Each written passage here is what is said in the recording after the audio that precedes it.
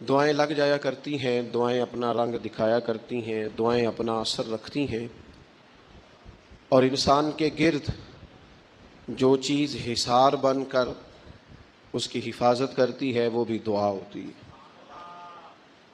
دعائیں کرنی بھی چاہیے۔ نبی کریم علیہ السلام نے فرمایا جو اللہ تعالیٰ سے نہیں مانگتا اللہ اس سے ناراض ہو جاتا ہے۔ دعائیں کرنی بھی چاہیے، دعائیں کرانی بھی چاہیے، اور دعائیں لینی بھی چاہیے۔ معاشرہ جیسے جیسے تیزی کی منزلیں طے کرتا ہے اور جیسے جیسے لوگوں کے ذہن گھٹن کا شکار ہوتے ہیں اور مزاجوں کے اندر جیسے جیسے دین سے دوری واقع ہوتی ہے اور روحانیت سے لوگ جیسے جیسے دور ہوتے ہیں، مختلف قسم کے وسوسوں کا لوگ شکار ہوتے ہیں۔ ایک وسوسہ لوگوں کے دلوں میں یہ بھی پیدا کیا جاتا ہے کہ جب اللہ تعالیٰ سب کی سنتا ہے تو کسی سے دعا کرانے کا کیا مطلب ہے؟ بالکل صحیح بات ہے، بڑی عمدہ اور اعلیٰ بات ہے۔ اللہ تعالیٰ سب کی دعائیں قبول فرماتا ہے۔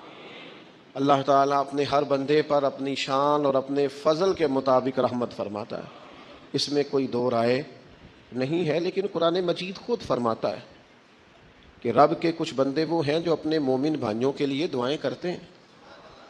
یہ کسی دوسرے کے لیے دعا کرنا اتنا محبوب عمل ہے کہ اللہ نے اسے قرآن مجید میں بیان فرمایا۔ والذین جاءوا من بعدهم یقولون ربنا اغفر لنا ولإخواننا الذین سبقونا بالایمان، فرمایا وہ جو ان کے بعد آئے وہ عرض کرتے ہیں رب کی بارگاہ میں کہ اے اللہ ہمیں بھی بخش دے اور ہمارے ان بھائیوں کو بھی بخش دے جو ہم سے پہلے ایمان لائے۔ وہ اپنے پچھلوں کے لیے دعائیں کرتے ہیں، اللہ کے حضور عرض کرتے ہیں یا اللہ انہیں معاف کر دے، انہیں بخش دے۔ یہ دعا انہوں نے کسی کے لیے کی، اللہ نے اس دعا کو قرآن مجید کے اندر بیان فرمایا۔ دیکھیے سب کی دعائیں اللہ کے حضور قبول ہوتی ہیں، لیکن کچھ زبانیں ایسی ہیں جو رب کریم کو پیاری بہت زیادہ ہیں۔